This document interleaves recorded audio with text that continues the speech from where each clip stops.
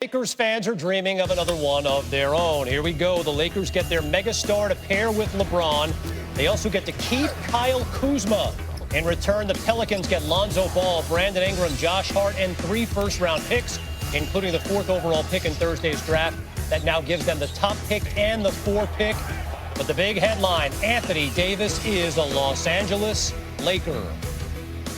Woj broke the story for us. He joins us now. Woj, how did this deal get done?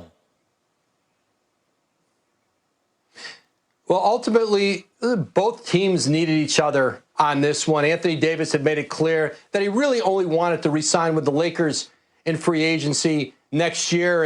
And yet New Orleans got a massive haul back from L.A.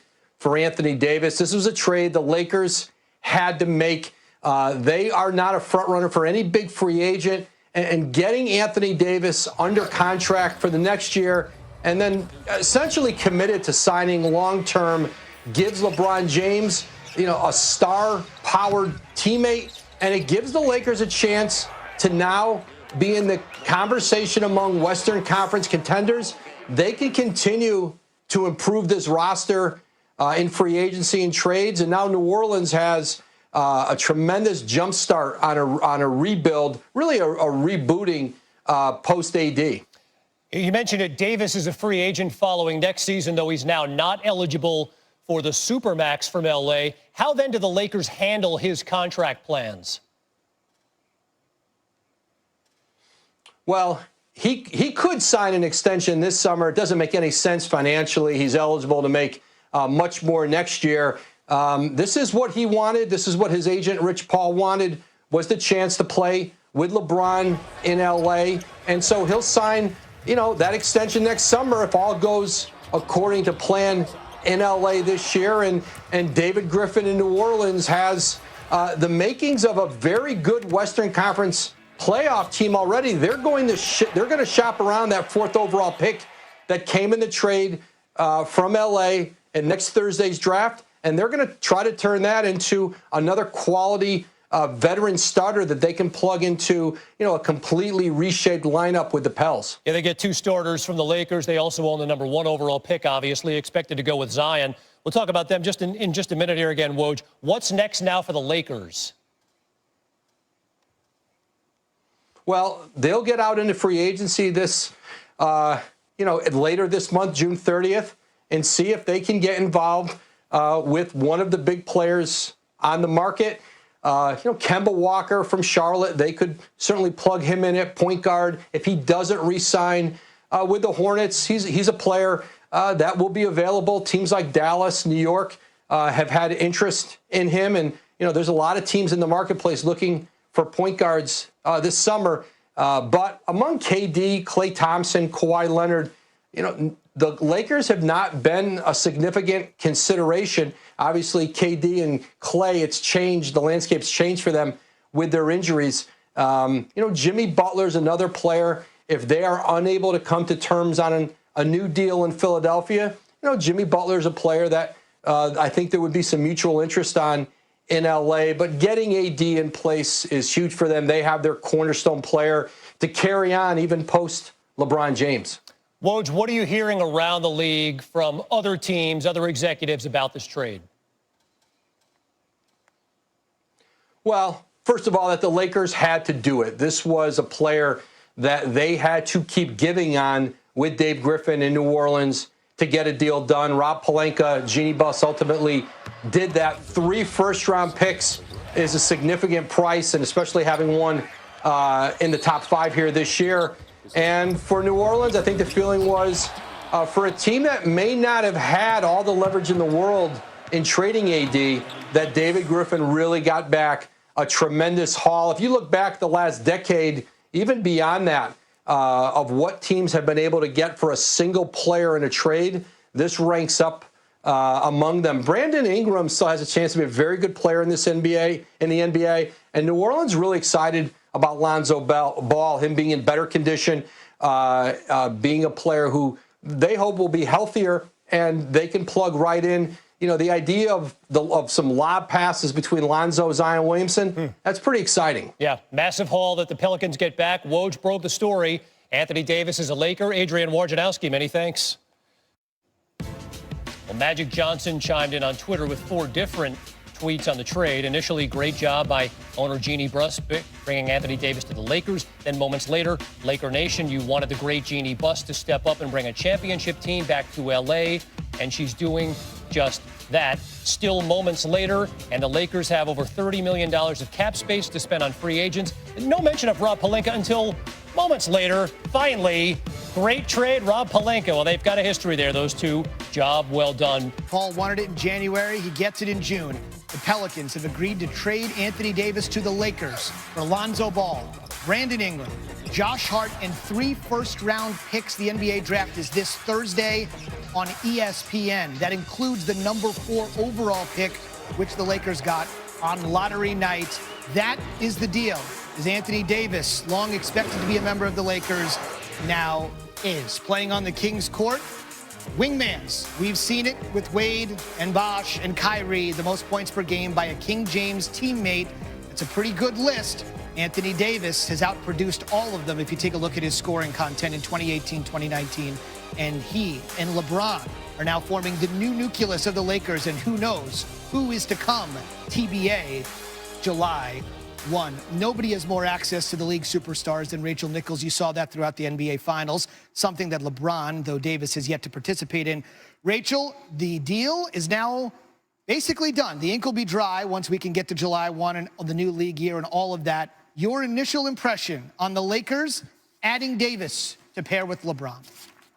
Well, this feels like a really good deal for both sides. I think the earliest it can be completed is July 6th, although there's some wiggle room after that about when they complete the deal, and it'll just kind of depend on when that becomes advantageous, again, for both sides to kind of where they will end up having cap room at what time of the year.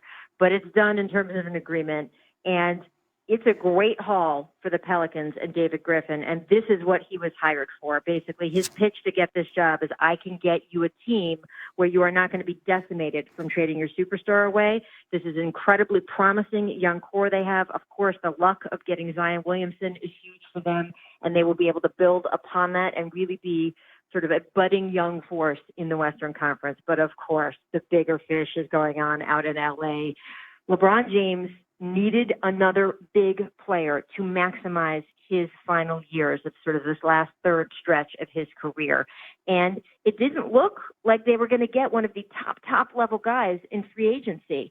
And so this was really the move for the Lakers. And frankly, because LeBron James is a diminishing asset, because he is a human being who ages, and we saw this year, you get more likely to get hurt as you get older. You can play a little bit less tenacious defense as you get older. None of this is a knock on LeBron. He is just, in fact, human. The longer they waited to acquire a huge superstar to play alongside him, the less they would get out of him. So the fact they almost basically wasted his first year with them. Now he's got a year where he's going to be turning 35, but having Anthony Davis should juice up that remaining years on LeBron's contract with the Lakers. And Los Angeles is one of the places that Anthony Davis has said, I would like to sign a long-term deal with. So it's not in the bank. He is going to come here and not be obligated to the Lakers for more than that 1 year. He can't sign an extension with the Lakers for the first 6 months. It's against league rules. And his agent, Rich Paul, has said he doesn't intend to sign anything until the following summer. So they'll see how it works. But the reason the Lakers gave up so much is they have at least reasonable assurances from Anthony Davis and his side of the fence that he will sign a long-term deal here. And it not only, as I said, maximizes those final years of LeBron's contract with them, it maximizes and sustains the Lakers because he is young and he is going to be able to be their core as LeBron ages out if he continues to stay here and likes it in Los Angeles. The Lakers are coming off a 37-45 season, the wasted first year of LeBron, as you called it. I know you do your show, The Jump, essentially across the street from the Staples Center where the Lakers play. The Lakers obviously were humiliated all this year, inside, outside the organization, the drama, the incompetence. This one move today, Rachel, takes the Lakers from where they were to? Look, we'll have to see. I mean, if this year's NBA Finals taught us anything, it's that trying to predict 9, 10, 11 months in advance what's going to happen is foolish and it's not that fun, right? pretending we all know how this is going to work out. I don't get it. I don't know why everyone's in such a rush to do it. The thing I love about sports is that we don't know what's going to happen, that the underdog can win, that circumstances are going to change and then change again, and it's going to be a wild ride. So that is the one thing I will predict, that I expect it to be a bit of a wild ride. There's going to be an adjustment period with Anthony Davis. There's going to be an adjustment period with the young core that is now going over to the Pelicans. There could be injuries that change the whole game. I do know that the West is a whole lot more open than it's been for the last 4 or 5 years, because we know for sure Kevin Durant is not going to play in the NBA next year. So he won't be playing for the Golden State Warriors, even if he's signed to them, because of that Achilles injury. And Klay Thompson is going to need a 6 or 7 month recovery period. Now, him I expect to be back by next spring and going into the playoffs, and we'll have to see sort of what kind of player he is. I think that Klay Thompson is made of vibranium, so I think he'll be fine by the playoffs next year.